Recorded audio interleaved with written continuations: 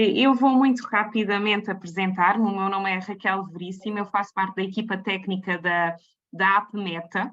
A APMETA é a Associação Portuguesa de Empresas de Tecnologias Ambientais. Nós temos mais de 200 empresas associadas que damos apoio com vários serviços, desde consultoria, apoio jurídico, apoio técnico, eventos, formação profissional. Nós somos também aqui uma entidade formadora certificada pela DGERT e fazemos formações em muitas áreas, e muito técnicas, desde informática, desde a área de direito, a área de contabilidade, também a área de ambiente, marketing. Portanto, temos aqui um conjunto de atividades que vocês também podem participar também nas nossas ações.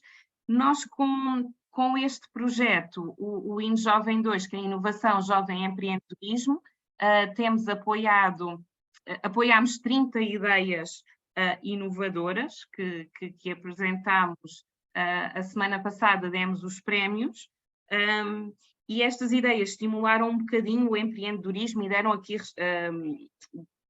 contribuíram para a resposta nacional aos desafios sociais e societais. Portanto, este tipo de eventos que temos vindo a fazer também com muitas escolas profissionais secundárias são sempre aqui uma alavanca muito importante para que vocês possam ouvir novas temáticas e também nos conhecerem e que nos possam também usar para materiais que nós temos desenvolvido aqui também muitas brochuras técnicas, sei lá, sobre mobilidade elétrica, economia circular, aqui os mais variados temas.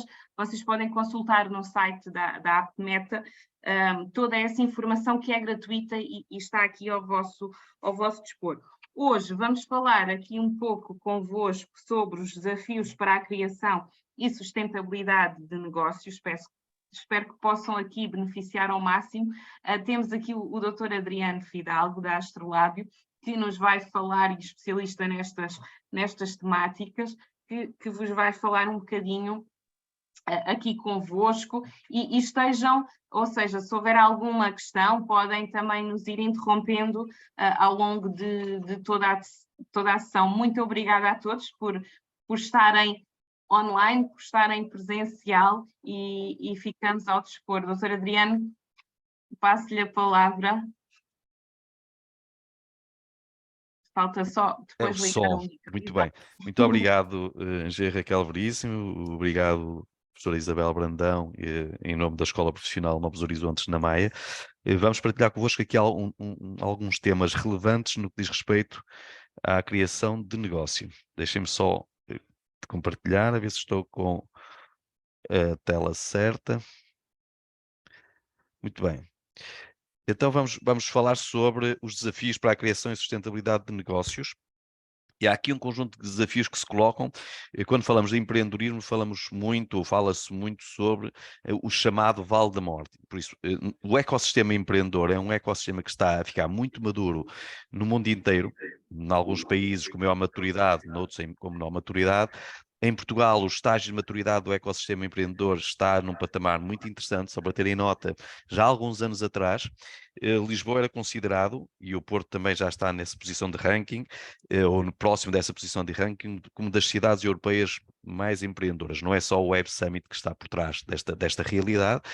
Temos aqui um conjunto de dinâmicas. Temos, por exemplo, o PTEC aqui, que tem a ver com o Centro de Incubação de Projetos na área da Universidade do Porto, que tem dezenas de projetos incubados em várias áreas do conhecimento, não só as tecnologias, mas as indústrias criativas, as questões que têm a ver com as tecnologias de informação, na qual a Escola Profissional trabalha os seus alunos, quer também nos domínios do turismo e da economia criativa, e também nas questões dos serviços de suporte, como os serviços jurídicos, são as temáticas que vocês acompanham. Por isso, para vos dar nota de que este ecossistema, quando falamos de ecossistema ou quádrupla hélice, se bem que nós já estamos num patamar, vamos falar o que é quádrupla hélice, é uma dinâmica, um ecossistema em que incorpora entidades do sistema de governança, nomeadamente os poderes públicos centrais e locais, o governo e, por exemplo, a Comissão de Coordenação da Região Norte ou entidades que operam na Região Norte, na área em que nós estamos a operar.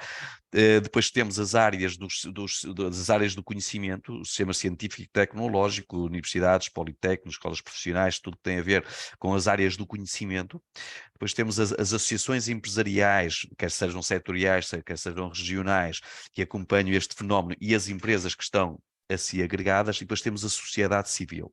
E hoje temos, quando falamos em sociedade civil, falamos nas pessoas que trabalham nestas dinâmicas, que somos nós mesmos, que somos os consumidores, que aqui operamos na perspectiva do Customer Journey, a jornada do consumidor, e por isso todos nós, após pandemia, tornamos muito mais, a vossa geração já comprava muito online, mas agora todas as gerações compravam online, e o mercado, os movimentos de mercado, deixamos de comprar tanto na feira ou no centro comercial ou numa feira internacional e passamos a comprar muito nos marketplaces. Por isso vocês hoje até as roupas compram no marketplace, e se de facto não gostarem da peça, fazem o que é chamado logística inversa e retornam à origem. Mas os produtores não ficam muito preocupados por isso, apesar de saberem que há 30% de retorno dos produtos comprados online. Há sempre uma dinâmica de fidelização às marcas e há sempre uma dinâmica de acréscimo de consumo. Mas quando falamos nestas 4 hélices, nesta perspectiva de ecossistema, já existe a 5ª hélice, e agora está-se a autonomizar uma 6ª hélice, que é esta do ambiente, na qual a APMETA, enquanto a Associação Portuguesa das Empresas de Tecnologias Ambientais, se insere. Por isso nós estamos a falar de uma entidade que acompanha as dinâmicas que são os grandes desafios que se colocam até para a humanidade e que estão sufragados na Agenda de Desenvolvimento Sustentável da Organização das Nações Unidas, mas também no que são as políticas públicas da Comissão Europeia, e foi a primeira decisão tomada por esta Presidente da Comissão Europeia, Ursula von der Leyen, que tinha a ver com o que a vossa geração provocou, que foi esta dinâmica de busca por a proteção do planeta. Por isso, nós temos a Greta, que apareceu como a imagem em defesa de uma causa, e a Greta mais não é do que a representação das novas gerações, que são vocês, e que estão muito focados na biodiversidade e não estão nada preocupados com o que é o sistema político, ou se estamos a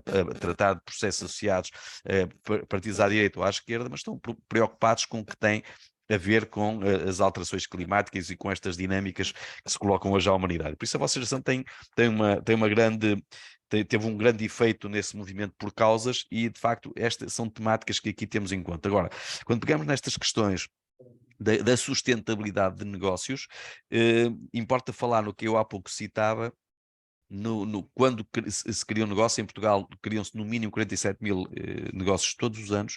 Quer dizer que o ecossistema empreendedor está com uma dinâmica muito forte, mas também sabemos que a história assim nos dá esses sinais, que há no primeiro ano uma taxa de mortandade significativa, no que é chamado o Vale da Morte.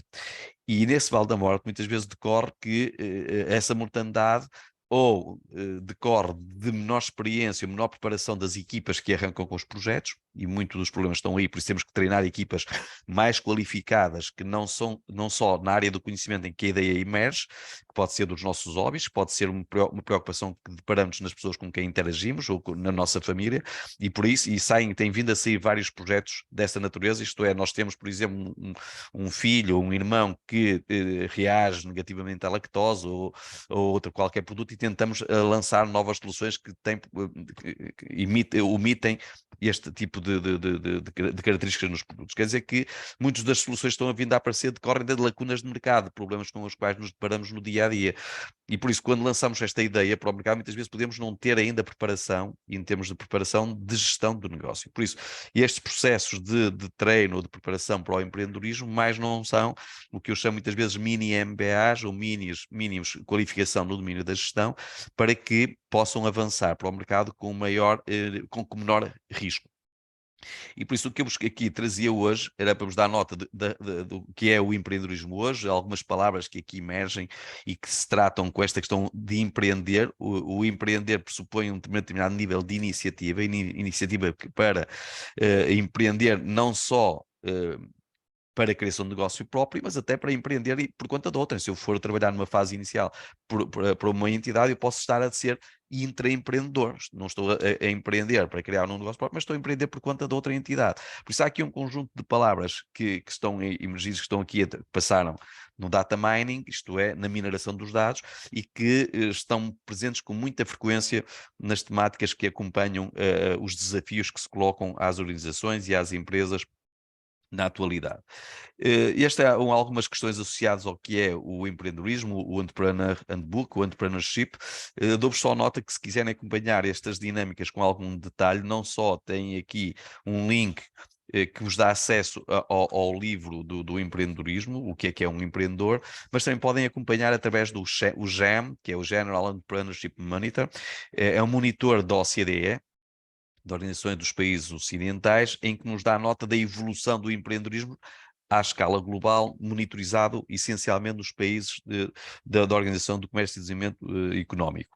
Por isso, é só para vos dar nota de que nós podemos criar um negócio, importa que as equipas, os investidores olham sempre muito para a equipa, e a equipa importa que tenha curva de experiência, ou que tenha multifuncionalidade e multidisciplinaridade. Por isso, porquê? Porque reduz o risco. E importa terem em conta que, quando começarem a pensar ou idealizar um projeto que gostariam de implementar e serem donos do vosso destino, nós gostaríamos de trabalhar por conta de outrem, ou gostaríamos de trabalhar por conta nossa própria. Por isso, importa é que saibamos mitigar os riscos.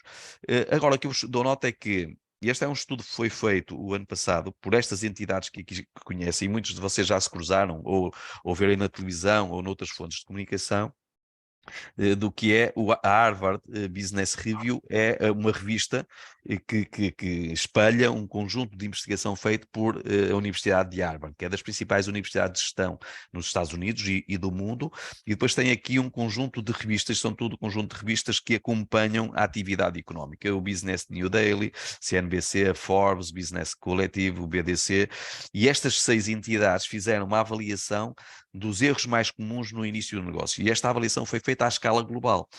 E os resultados a que chegaram foi que o erro que mais frequentemente ocorre na criação de negócio é o medo de falhar. E aqui está um ranking da notação dos vários países da OCDE que estão monitorizados aqui no GEM, no tal General Entrepreneurship Monitor, em que em 19 eles foram buscar, este era o dado que eles conseguiram buscar mais recente do GEM nesta temática, foram identificando os países e a sua notação relativamente ao medo de falhar. E Portugal aparece aqui com um nível elevado de medo de falhar.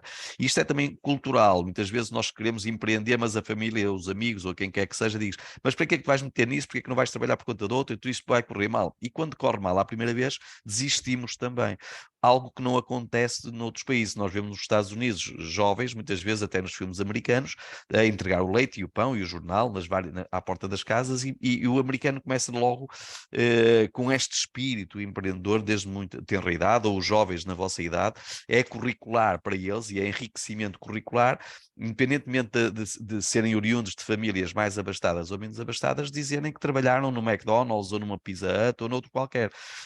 Por isso, para um jovem, fazer aqui o seu pocket money, o dinheiro de bolso americano, é frequente, independentemente da origem familiar, e isto dá-lhes também currículo, dá-lhes notação de experiência, e isso também, quando surgem a emergir, nós vemos o Elon Musk, ou aquelas entidades que vimos falar, ou todos eles, Steve Jobs, os vídeos que vamos vendo deles, todos eles quase nascem em garagem, nos garagens de casa, ou no seu quarto, ou com amigos, eles começam a trabalhar, muitos jovens sobre esses processos, e mesmo com a consciência que os primeiros projetos podem não correr bem, e esse é o seu processo de aprendizagem. E eles fazem esses testes no sentido de vai correr menos bem eventualmente os primeiros projetos, mas os primeiros projetos do Elon Musk também correram mal, como de todos eles. Mas há um momento em que há um que vai correr bem, é aquela lógica das 7 vidas dos gatos, eles assumem que até ao 7º negócio ele vai correr bem, eventualmente, e por isso lidam com o insucesso com relativa facilidade. Nós não lidamos bem com o insucesso, quer dizer, se não correr bem à primeira, temos muita dificuldade depois de reativar, porque achamos que não temos jeito para isto. Isto é um erro. Nós devemos tentar fazer o caminho, mitigar riscos, naturalmente, não hipotecarmos a nossa vida futura, mas assumir que o erro, ou se falharmos na primeira instância, é perfeitamente normal.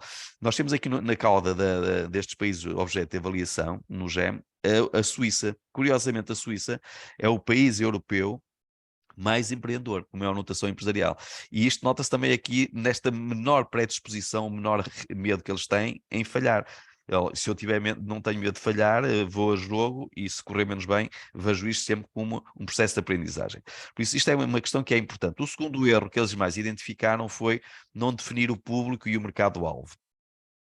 E por isso estes são problemas que se deve colocar, isto é, importa identificar se temos vários destinatários a quem, se é os segmentos de género, rapaz ou rapariga, se é da faixa etária, devemos ter bem definido, se nós quisermos tocar no mercado todo de banda larga, fica mais difícil, por isso importa escolhermos qual é o target, o mercado-alvo específico para começarmos, e depois podemos ir alargando ao longo do tempo. Por isso importa que quando temos um perfil muito alargado de destinatários da nossa oferta, começarmos por aquele que nós sentimos que estamos mais à vontade para abordar, que podem ser a geração a vossa geração, são os jovens com os quais eu interajo, que, por exemplo, nós já nos chegamos a alguns projetos eu no meu grupo de jovens sinto de amigos que não há um conhecimento suficiente sobre literacia financeira, sobre como gerir os seus próprios recursos, a sua própria mesada.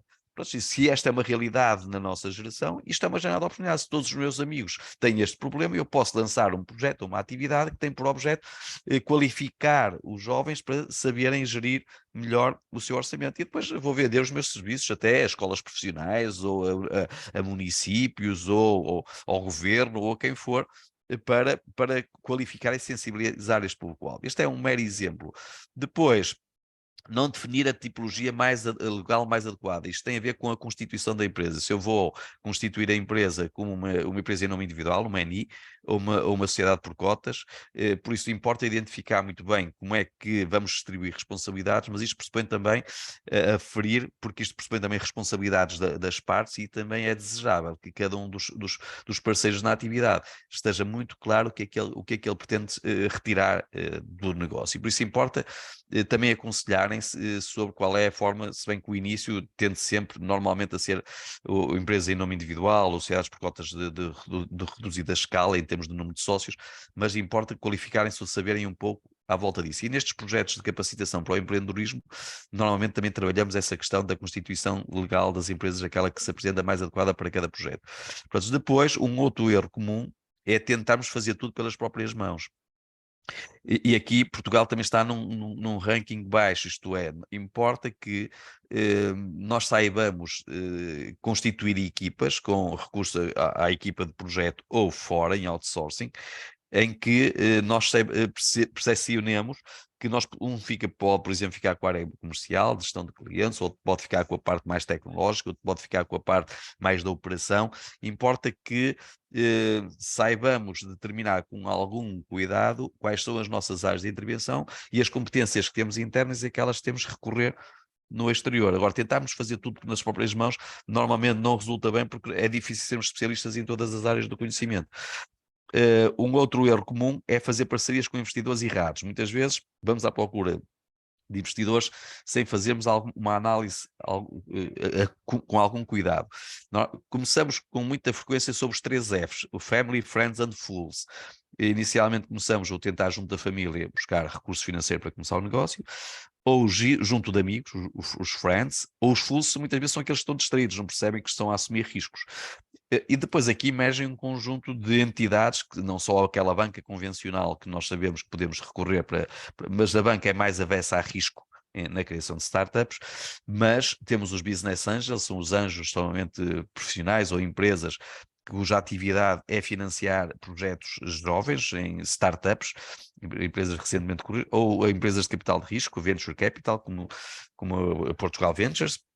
Recentemente colocamos uma empresa que passou por nossa capacitação de 2 jovens ali, que estão sediados na incubadora do município de Aroca, e que lançaram um projeto que se chama FAENOS, de combate a incêndios, com projéteis para combate a incêndios, como complemento à atividade dos bombeiros ou da aviação, dos Canadairs. E nós aqui na Astrolabe somos business partners Ignition Partners da Portugal Ventures e colocamos esse projeto na Portugal Ventures e foi acolhido e teve, por essa razão, uma ronda de financiamento que já está em curso de 100 mil euros. Isto para dizer o quê? Muitas vezes há aquela imagem de que não há dinheiro para financiar projetos. Não é de todo verdade. Os bons projetos encontram com relativa facilidade recursos financeiros. Temos é que os apresentar com cuidado e com confiança. Por isso, esse depende mais do trabalho que nós temos que fazer para criar este expertise, e quando escolhemos, por exemplo, alguns destes atores, devemos tentar escolher atores que têm mais interesse na área de negócio que nós estamos a apresentar, porque esta gente, os business angels, os business capitals, não são especialistas em todas as áreas de intervenção. Mas quando falamos de startups também importa terem em conta que o que é as startups não são empresas jovens de base, todas elas tecnológicas. O que nós sabemos da constituição das novas empresas é que muitas delas são nos setores clássicos que nós conhecemos no nosso dia-a-dia. Podem incorporar mais tecnologia ou mais preocupação com o impacto ambiental. Por isso é a forma de nós reconfigurarmos o negócio integrando as novas dinâmicas.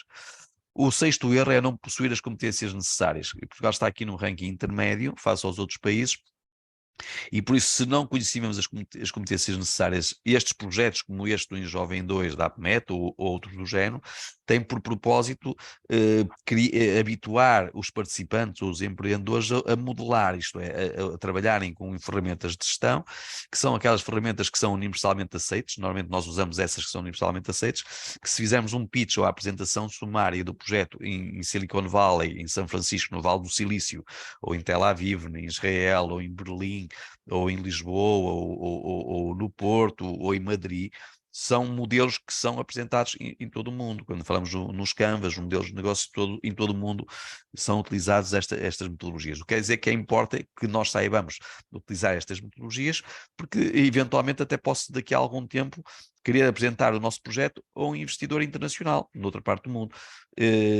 Estou em crer que já ouviram falar sobre unicórnios, muito é conhecido, está aqui em frente a nós, no Centro Empresarial da Leonesa, a Farfetch. Os unicórnios são empresas que ao fim de algum tempo têm rondas de investimento de $1.000 milhões. E nós em Portugal já temos 7 unicórnios que nasceram em Portugal. Quer dizer que para um país da nossa dimensão é brilhante, muitos deles com base tecnológica, mas é uma dinâmica muito forte na criação de empresas que captam a atenção e o interesse de empreendedores internacionais. Por isso nós temos que nos preparar para saber apresentar o nosso projeto, não só para o investidor nacional, mas para o investidor internacional, e tem que ser útil para o mundo. Por isso nós devemos também arrancar, já olhar para o mercado internacional e pensar o negócio de uma forma do que é chamado de escalabilidade. Ele tem que ser escalável, tem que ser passível de ser colocado no mercado internacional. Por isso, também um dos desafios, um dos erros comuns é não perceber a procura. Não sabemos muito bem a dimensão do mercado. E isto importa ter isso em conta. É necessário focar nas necessidades dos problemas dos clientes e potenciais clientes e saber quantos são no mundo inteiro.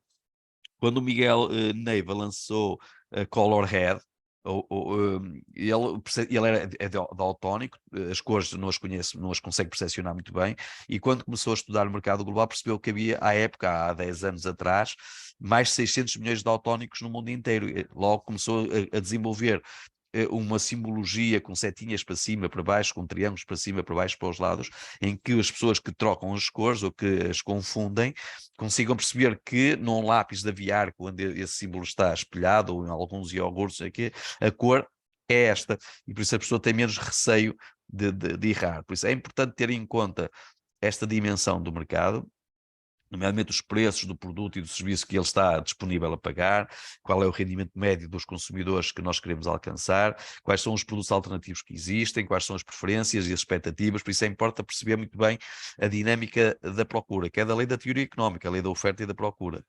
Pronto, um oitavo erro é contratar recursos humanos. Aqui está um erro disto, peço desculpa, é um S, um C, não um S, C demais, isto é, nós importa percepcionarmos o momento em que devemos contratar, e enquanto não tivermos recursos para contratar e para ter dentro da nossa organização, podemos recorrer a essa competência através de outsourcing, através de subcontratação. Por isso importa irmos percepcionando o momento certo para ir integrando pessoas, e também é desejável fazer e definir muito bem o perfil de competências que nós precisamos para contratar. Não é o Manela, ou a Maria, ou o Joaquim, ou a Antónia, mas pessoas que tenham aquele perfil de competências. Um outro erro comum é contratar as pessoas erradas. Por isso, na contratação, devemos saber muito bem se nós precisamos de pessoas mais generalistas. No early stage ou no arranque, a tendência é ir para pessoas mais generalistas, pessoas persistentes, empreendedores capazes de assumir responsabilidades, pessoas que identificam com a missão e a visão, e conforme o negócio vai evoluindo em termos de especialidade, nós vamos evoluindo também para perfis de competências diferentes. Por isso é importante percepcionar o perfil que interessa em cada momento, para não estarmos a contratar pessoas erradas no tempo errado. Um erro comum também, e foi identificado como o 10º erro, é ser desorganizado.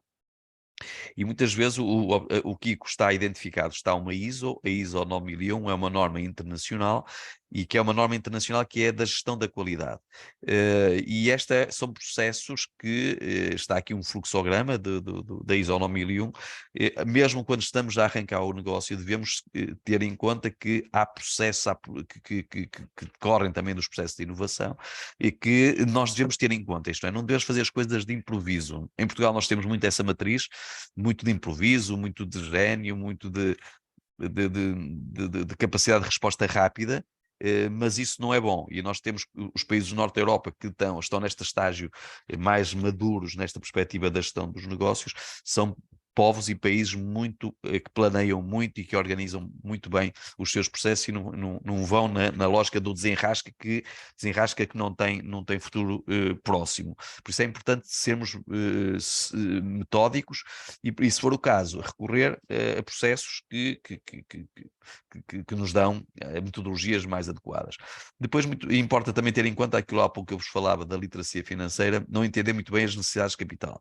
E muitas vezes, durante muitos anos, os nossos antepassados preocupavam-se em ter um contabilista porque tem que cumprir legal com a exposição das contas para a autoridade tributária, mas não sabia muito bem a informação que o contabilista lhe dizia, nem exigia ao contabilista a informação relevante para a gestão.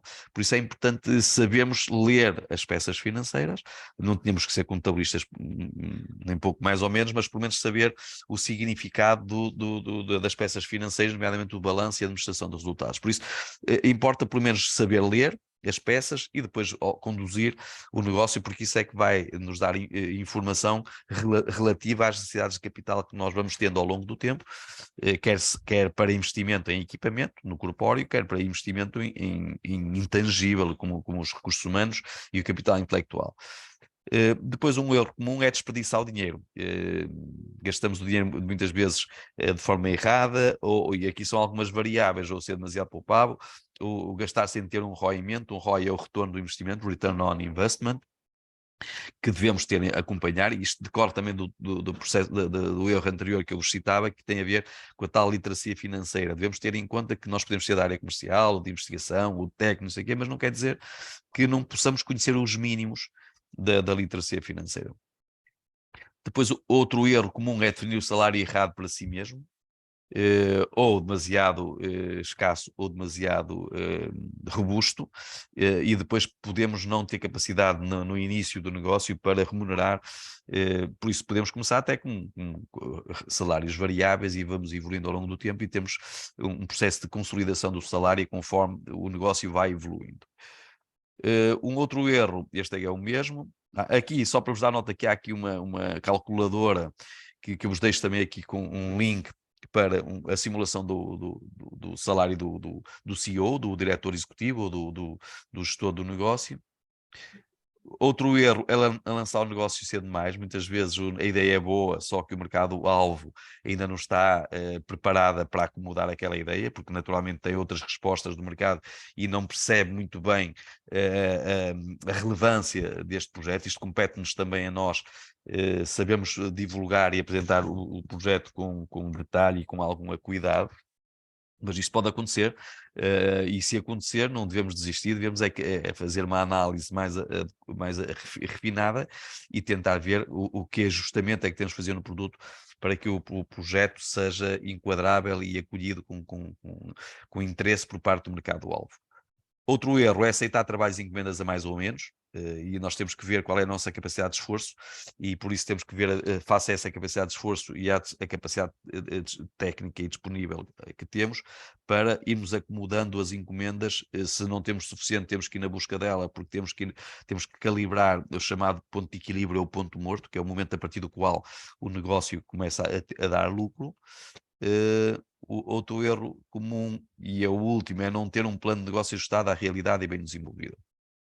Estes projetos como em jovem, aquilo que a engenheira Raquel há pouco dizia, que na semana passada fez-se o fecho de 30 projetos de empreendedorismo, e esses 30 projetos tiveram um conjunto de tempo afeto, e se calhar no próximo ano vamos ver com a professora Isabel Brandão e com a equipe da vossa escola, para poderem participar em projetos desta natureza. Só para vos dar nota a outros colegas vossos de outras escolas que já estão a participar, por isso estou em crer que na próxima ronda que tivermos projeto desta natureza, a Escola Profissional da Maia de Novos Horizontes vai aderir, e a professora Isabel já mostrou esse interesse, para que se treinem também para trabalhar em um plano de negócio. Isto é, nós temos uma ideia, vamos evoluindo e prototipar esta ideia, materializando esta ideia em modelos de negócio e modelos de gestão, que depois vamos converter em euros, né, em uma peça financeira chamada plano de negócios, que se entrarem no IAPMEI, aliás, nós temos para aqui alguns links de plataformas de registro financeiro, onde vocês vão colocando os investimentos que nós precisamos de fazer e quais são os rendimentos que estimamos alcançar com a venda, com as atividades económicas do nosso negócio. Por isso aí vai simulando e vai vendo qual é a chamada taxa interna de rendibilidade, ou retorno do investimento, ou payback. Por isso há aqui um conjunto de informações que as macros daquela folha de Excel depois nos dá na fase de indicadores de resultados. Muito bem, estes eram os erros mais comuns. Aqui dava-vos nota de modelos quando vamos evoluindo da ideia para os modelos de negócio. Este é um Canvas, Lean Canvas, não é o Canvas económico base, mas nós identificamos aqui um problema, é aquela lacuna de mercado que identificamos junto de amigos, ou do nosso hobby, ou de familiares. Face a este problema, vamos desenhando uma solução, uma resposta, algo que permite resolver este problema, com uma determinada proposta de valor. Isto é, esta nossa resposta tem um valor específico que nós queremos apresentar ao mercado, que nos distingue de outros operadores, que é passível de ser medido com indicadores, com KPIs, que tem uma vantagem competitiva face a outra oferta que o mercado tenha à sua disposição, outros concorrentes que já estejam a operar, que nós estamos a pensar colocar à venda num determinado canal de venda. Pode ser na nossa loja online, pode ser através do canal de retalho convencional, ou pode ser através da nossa venda direta. E bem definido o segmento de mercado, que era um dos erros mais comuns que se recordam que eu citava no início desta apresentação. Depois, eu diria que são variáveis associadas às questões do marketing, e na parte de baixo são as variáveis associadas às questões mais financeiras, que têm a ver com a conta de explorações, onde nós temos a conta 6, os gastos, e a conta 7, rendimentos. Este é um modelo de negócio já mais próximo destas temáticas que a PMETA acompanha, que tem a ver com as questões ambientais e com as questões da sustentabilidade.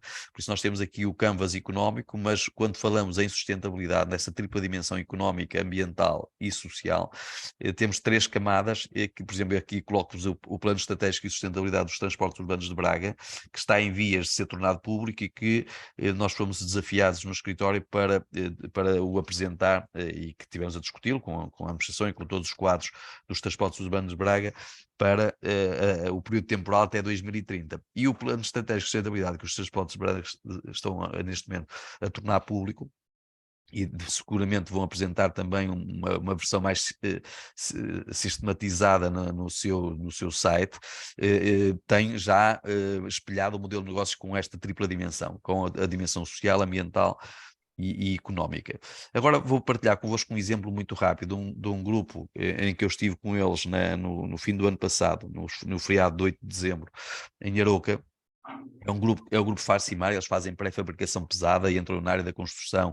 Agora estão a entrar também na área do turismo, e apresentei também num destes dias o projeto deles do turismo, do Cintium Hotels, que é em contexto de natureza. Por isso o grupo Farcimar, a discussão que eu tive com eles no fim do ano passado, é trazer para o grupo, que agora está muito na moda. Este assunto foi citado esta semana, na terça-feira, no encontro Cotec Europa em Palermo, onde eu estive presente, em que estão as 3 Cotecs, Portugal, Espanha e Itália, e cujos presidentes honoríficos são o chefe de Estado, o nosso Presidente da República, Marcelo Rebelo de Sousa, o italiano Sergio Mattarella e o rei de Espanha, Filipe VI, e onde foi discutidas as questões das finanças sustentáveis, ou a sustentabilidade das finanças. Teve o Nuno Amado, o Sherman, o presidente não executivo, o executivo é o Miguel Maia, mas o Sherman do Millennium BCP, esteve a vice-governadora do Banco de Portugal, esteve várias entidades bancárias, esteve também o comissário da Economia Europeu, Gentiloni, e estivemos a discutir, ou estiveram, eu estive a discutir, não, eu estive a assistir, a discutir estas temáticas dos Environment, Social and Corporate Governance, isto é, os ESGs, e já nós estávamos a discutir isto com este grupo Farcimar no dia 8 de dezembro passado. Por isso, é tentar levar para os grupos como é que as empresas se posicionam face aos Objetivos de Desenvolvimento Sustentável das Nações Unidas, projetando a discussão interna em que o contexto ambiental, social e a governança, a liderança dos processos deve ter sido em conta. E depois trabalhamos com eles estas dinâmicas no sentido de preparar o grupo para o que são os desafios do futuro, porque é um grupo que quer estar no mercado internacional, fatura à volta de 10 milhões de euros e quer se reorganizar ou tornar público à escala global da sua responsabilidade em cumprir os critérios ESG. Pronto. Eu depois fui discutindo com eles, tem muito mais slides do que aqui vos vou passar, mas falei com eles sobre um conjunto de KPIs, de indicadores e a forma de evolução ao longo dos anos, na última década, no espaço económico europeu, mas aquilo que vos vou passar não são esses indicadores, essas flutuações ou esses gráficos, mas queria-vos passar as dinâmicas que hoje aos negócios compete colocar, que é tudo o que nos propomos fazer tem impactos na biodiversidade. E por isso, como é a linguagem universal, as questões associadas à Agenda de Desenvolvimento Sustentável das Organizações das Nações Unidas, nós devemos dizer que a nossa atividade ou é útil. Nós temos as câmaras, seguramente a Câmara da Maia é uma câmara que se preocupa muito com esta questão ambiental, e vocês veem os ecopontos que todos temos nas nossas casas, onde os resíduos são colocados. A Câmara da Maia é de facto um bom exemplo de boas práticas nesse domínio. Eu estive com o presidente da Lipor também lá em Palermo, o doutor Fernando Leite, e tivemos a discutir o que é que importa fazer e o que nós fazemos, que impacto é que tem em cada um dos objetivos das Nações Unidas. Por isso, no contexto ambiental, temos aqui a alteração climática, a produção e o consumo sustentáveis, proteger a vida terrestre, as energias renováveis e acessíveis, proteger a vida terrestre, a ação climática aqui novamente. Por isso, há aqui sempre esta correlação de se nós geramos impactos no ambiente. E agora estava, antes de entrar na sessão convosco, com o diretor-geral do CITEV, que é o Centro Tecnológico da Indústria Têxtil e Vestuário, que está sediada em Famalicão, e estamos a falar sobre as fábricas inteligentes e a redução da pegada de carbono. E o que é que estas fábricas inteligentes e as máquinas a comunicar com máquinas e a aprender, e a inteligência artificial e o Big Data trazem para reduzir a pegada de carbono e o impacto que se provoca no ambiente nas indústrias poluentes. E sabemos que a têxtil tem impacto no ambiente. Eu trabalhei 18 anos na indústria cimenteira, é também uma indústria que tem um grande impacto no ambiente. Logo tem que mitigar, e o mitigar pode ser, no caso da indústria cimenteira, plantarem árvores em zonas de reflorestamento. Por isso nós temos é que ver de que forma é que os negócios, apesar de poderem criar impactos no ambiente, podem mitigar esses impactos fazendo investimentos de resgate carbónico. Depois no domínio social também as questões da satisfação do cliente, a igualdade de género e a biodiversidade, esta questão também é importante, está na agenda pública. Eu estive há um mês atrás, até foi um grupo de colegas vossos e que participou também nesse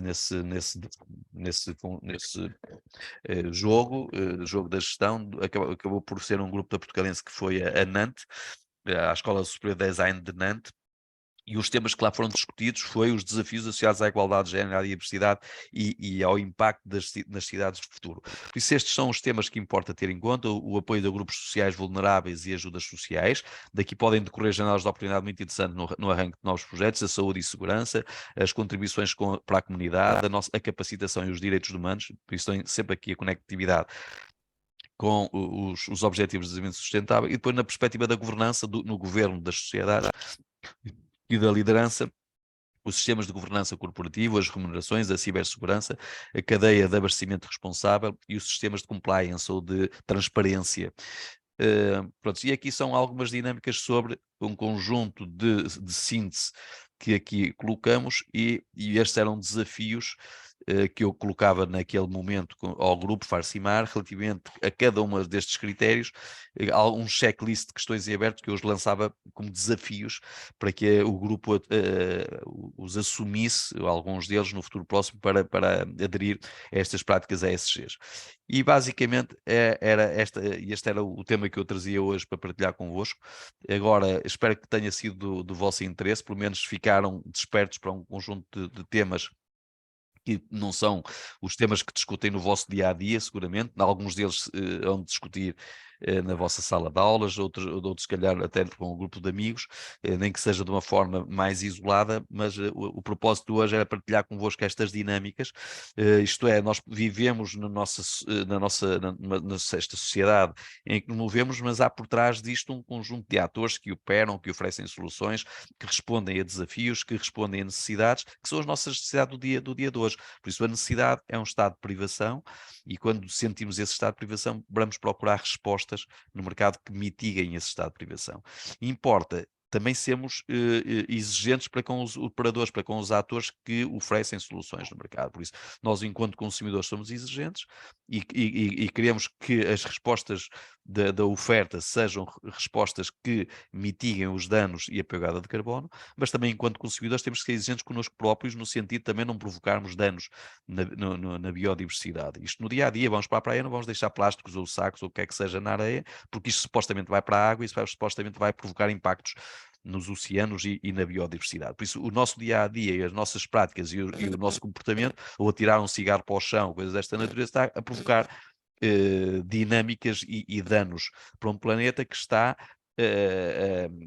a sentir os abalos de uma população que o ano passado ultrapassou os 8 mil milhões de pessoas, e só para terem uma dimensão de grandeza, em 1800 a população mundial eram 1.500 milhões de pessoas, em 1900 eram 2.500 milhões de pessoas, em 1950 eram 3.500 milhões de pessoas, em 2022 ultrapassou os 8 mil milhões de pessoas. Logo, nos últimos 70 anos, a população mundial quase triplicou. E se nós individualmente também não tivermos cuidados e sermos exigentes para com oferecem soluções ao mercado, que são aquelas que nós compramos, e connosco mesmo, no nosso comportamento individual, seguramente este planeta no qual nós vivemos, se um dia se cansar deste ator chamado a raça humana, que estamos a viver a era do antropoceno, que é a raça dominante, se nós não fizermos nada para proteger o planeta, ele não se vai preocupar muito. Dá-lhe um abalo.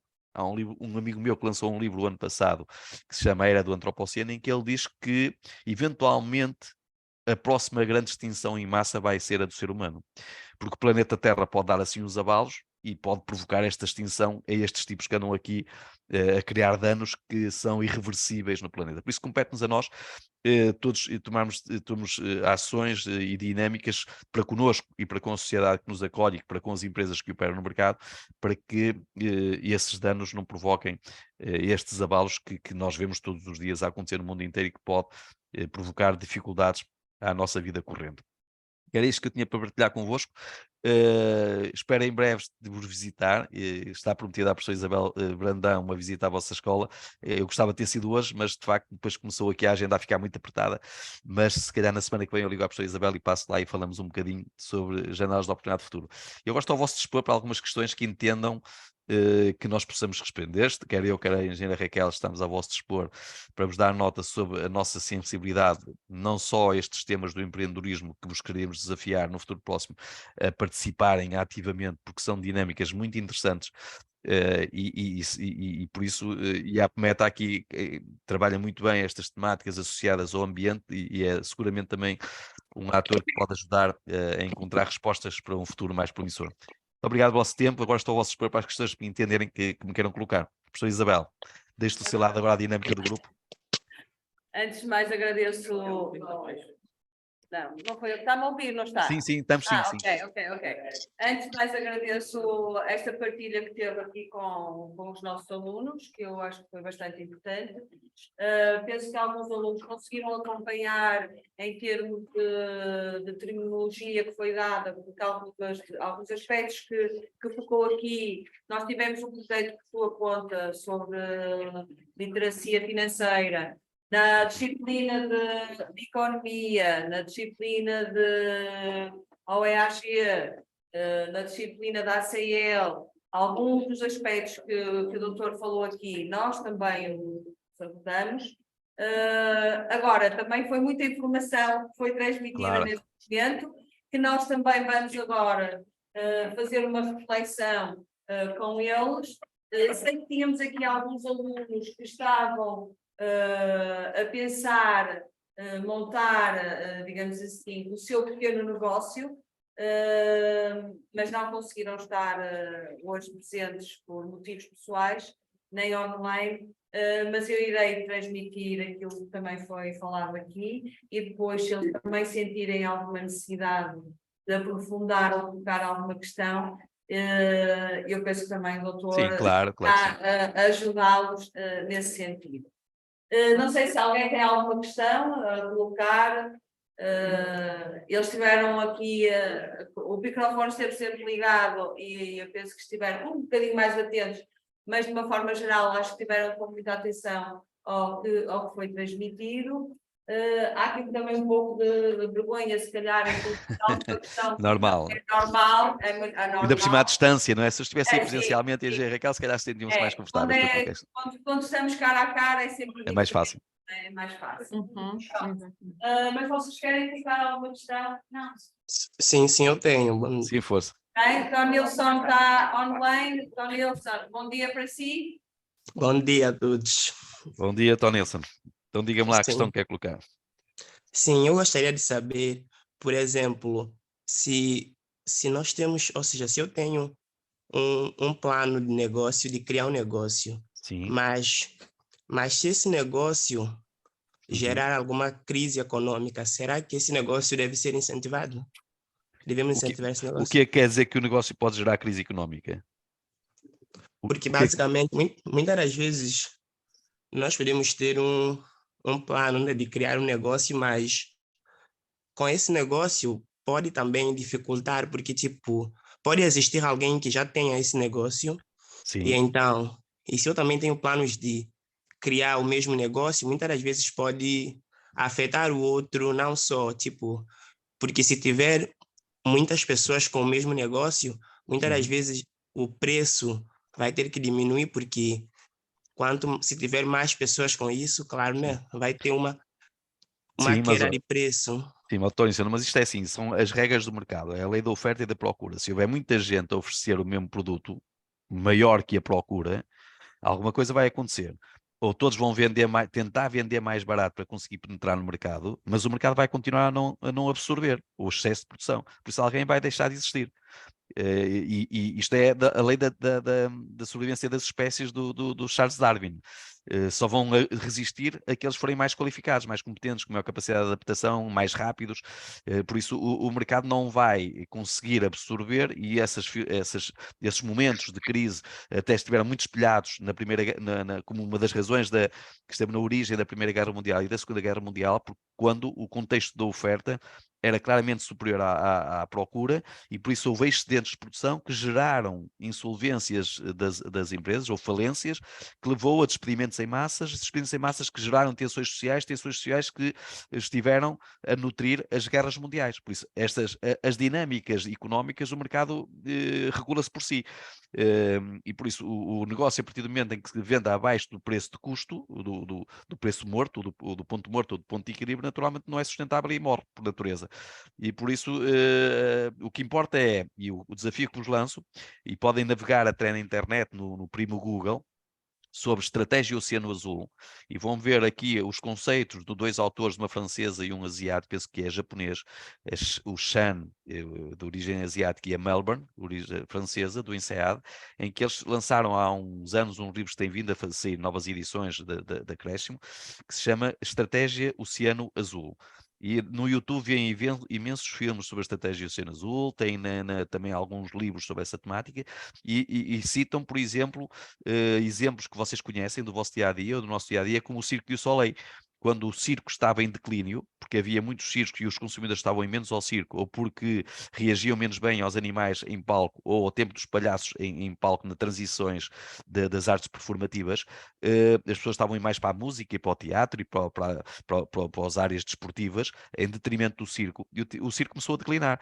Mas, no entanto, em Montreal, que é a cidade onde os ninhos das artes circenses estão muito presentes, emergiu um novo tipo de circo, que é o Cirque du Soleil.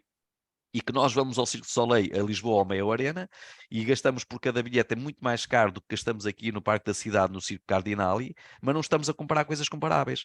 Isto é circo também, pode ser em tenda ou não, mas nós estamos disponíveis a pagar mais caro pelo Cirque du Soleil, porque é um conceito já de estratégia Oceano Azul, em que vão buscar o melhor que as artes performativas têm em qualquer parte do mundo, e não estão preocupados com o circo convencional. Quer dizer que o circo convencional entrou em declínio e o Cirque du Soleil já tem várias edições de várias tipologias de circo que circulam com várias equipas pelo mundo inteiro com um grande nível de sucesso. Quer dizer que nós temos é que reconfigurar os modelos de negócio. E por isso, se o nosso negócio, tal como estamos a pensar, já está muito maduro no mercado, se entramos a oferecer soluções semelhantes, aí sim entramos no domínio da estratégia Oceano Vermelho. Vamos fazer sangue, vamos tentar roubar clientes a outros operadores, vamos entrar em disputa frontal. E essa geração de sangue não é prometedora para os novos negócios. Sim, então podemos concluir que é ético iniciar um negócio, mesmo sabendo que isso pode levar ao fechamento de outros negócios concorrentes, Mas se os certo? outros não têm capacidade de se reter no mercado, quando o mercado está mudado de comportamento, se o Tony sempre procura uma água com uma determinada característica, e as águas que o mercado tem não têm essas características, vamos imaginar que agora prefere águas mais alcalinas, tipo a água do Monchique, do Algarve, tem 9.5, que vocês veem no retalho, com aquelas embalagens com tampa roxa e com a parte das características mineralógicas roxas. Se nós procuramos águas cada vez mais alcalinas e as outras não têm 9.5, vamos comprar se calhar mais bom chique. Mas se não é isso que nós procuramos, compramos se calhar luz ou fastio. Por isso, se eu procuro perfis de respostas que o mercado não me está a dar, eu vou preferir aquelas que me dão. E aquelas que não dão essa resposta deixam de ter procura. Por isso, não é questão de ética, é uma questão de competitividade e de sobrevivência do mercado, percebe? Por isso temos Sim, é que sim, olhar para quem está no mercado e tentar lançar soluções que, em alguma circunstância, é diferente daquelas que o mercado já tem oferta. sim. Eu tenho mais uma Então, força. pergunta. Assim, e basicamente eu queria saber que usem. Deixa eu ver como eu posso formular essa pergunta. Esteja à Sim, vontade, temos tempo. sim, é isso. Os empreendedores, tipo, basicamente, a Uhum. criação, empreender, ou seja, a criação de um negócio, é uma forma eficaz de reduzir a desigualdade econômica e social, ou é apenas para concentrar a riqueza em mão de algumas pessoas? Não, este exemplo que lhe dei dos ESGs tem a ver com as questões até éticas e de compliance, isto é, empresas que não sejam eticamente responsáveis e que só concentrem as suas preocupações no retorno do investimento, no lucro do acionista, vão ter menos probabilidade de ser aceitos pelo mercado. Por isso quando há pouco vos dava aquele exemplo da Farcimar e as atividades que importa ter em conta e os impactos que a sua atividade, independentemente de ser uma empresa pré-fabricadora, ou uma empresa têxtil, ou uma empresa aciaria que faz produção de aço, ou uma produção de animais que liberta metano e que provoca danos na camada de ozono. E por isso há uma tendência também de reduzir o consumo de carnes vermelhas per capita, decorrente também do impacto que a produção animal tem no planeta. Por isso há uma mudança do comportamento de consumo também decorrente da vossa sensibilidade para essas temáticas. A vossa geração é cada vez mais vegetariana, ou consome cada vez menos carnes vermelhas. E vejo lá em casa, as minhas filhas são das vossas idades e comem muito mais carnes brancas do que vermelhas, muito pouco carnes vermelhas, isto é, há uma dinâmica de movimentos do consumidor que leva a que as empresas tenham uma consciência de maior responsabilidade para com o mercado e para com a comunidade, e não só reduzindo os impactos no ambiente, mas também serem responsivas, e o responsivas é serem úteis para a comunidade e contribuírem para o desenvolvimento da comunidade e contribuírem também para reduzir as desigualdades e terem impactos nas pessoas mais frágeis, ou nas partes das comunidades mais frágeis. E as empresas que apresentam maior comportamento ético vão ser empresas que vão ter maior probabilidade de sucesso. Sim, e Muito então, bem, Tom Nilsson, mas eu acho que agora vou deixar, se calhar, ver se algum outro colega quer colocar alguma questão. Senão, se calhar, estamos... não quer dizer que possa colocar, pode colocar naturalmente. Não sei se a professora Isabel tem do outro lado algum colega que queira colocar alguma questão suplementar. Aqui não, doutor. Ai, não? Então, Não. muito bem, Tom Nilsson, se tem alguma questão mais, tudo bem. Então vamos lá, Tom Nilsson. Tem mais alguma questão para terminar? Não. sim, a última. Então vamos Então, lá, força. a última. Sim, e nós ao falarmos sobre, eu percebi que nós também falamos sobre impactos ambientais, algumas coisas sobre o ambiente, Sim. e tenho dúvida, os empreendedores, eles têm responsabilidade de considerar os impactos ambientais e sociais, tipo, desde o início de negócio, ou isso só deve ser uma preocupação secundária? Devem ter desde o início, porque se depois vão procurar investidores que queiram para entrar com dinheiro no seu negócio, se não der sinais que têm essas preocupações, os investidores não vão dar sinais que têm dinheiro disponível para lhe emprestar. E por isso essa é uma questão que deve ter logo à cabeça bem presente, porque tem que encontrar logo no início fatores de diferenciação. Tem que encontrar fatores de distintividade no seu negócio, sob pena de não só os investidores estarem menos disponíveis para investir no vosso negócio, mesmo que a família, os amigos ou dos outros 3 Fs investam no vosso negócio, a probabilidade do negócio ter sucesso no futuro próximo é reduzida. Quer dizer que vocês estão a hipotecar o vosso futuro próximo, porque de facto o mercado não vai responder favoravelmente à vossa procura, e por essa razão vão perder não só tempo, mas muito dinheiro na perspectiva de arranques de novos negócios. É a minha opinião, naturalmente. Tá bem, obrigado. Penso que estaríamos aqui com o Tom Nilsson, e aí escrever doutor aqui ao máximo. Não, e bem. Eu só estava a passar a palavra à sala, podia haver alguma pergunta na sala que também quisessem colocar, mas é tranquilo.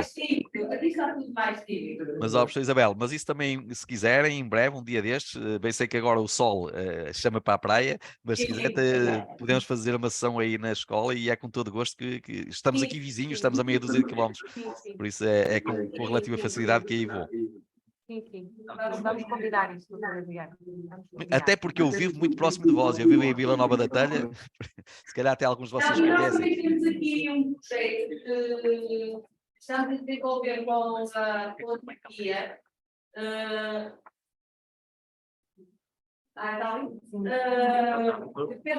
Nós estamos aqui a ter um projeto, estamos a desenvolver um projeto com a Turquia. Estamos a ouvir? Sim, muito bem. Estão a desenvolver um projeto com a Turquia. A imagem para aqui. Sim. Pronto, que tem a ver com o meio ambiente. Sim. E que eu acho que era importante, eu até falei aqui com a professora Celeste, vocês puderem organizar aqui um workshop até para finalização desse projeto, e depois eu vou pôr o doutor Adriano a par. Sim. Eles foram uma semana à Turquia, no âmbito deste projeto, para ver as práticas que são também realizadas. Claro.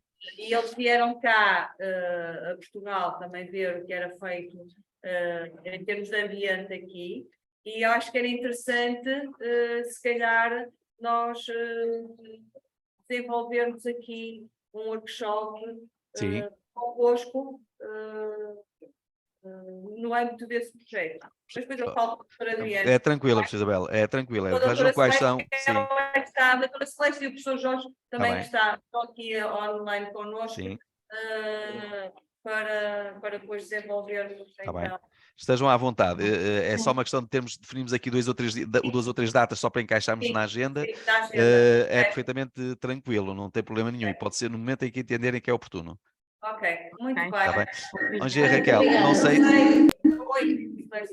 Não sei se Raquel enviou para a professora Isabel a folha de sim, eu vou assinar aqui. E depois se tirar algumas fotografias, professora Isabel, também agradecia, está bem? Vou enviar para vocês. E pronto, e em nome da direção da escola Eu queria então agradecer esta partilha que vocês tiveram connosco, que acho que foi importante e é sempre uma mais-valia, porque aprendemos sempre algo. Provavelmente os nossos alunos poderiam ter participado mais um bocadinho, mas fica ao desafio, na próxima ação, quando eu for aí, cada um vai ter 2, 3 perguntas. Eu acho que pessoalmente é sempre diferente, conforme o doutor. Claro que sim. Isso da nossa parte, mais uma vez, muito obrigada pela partilha e estamos aqui à disposição, então, para daqui para a frente iniciarmos uma nova etapa convosco. Muito bem. Ótimo. Muito obrigado pela disponibilidade, Isabel. Muito obrigada, então. Obrigado. Bom dia. Obrigada. Até à próxima. Até breve. Obrigado. Obrigada.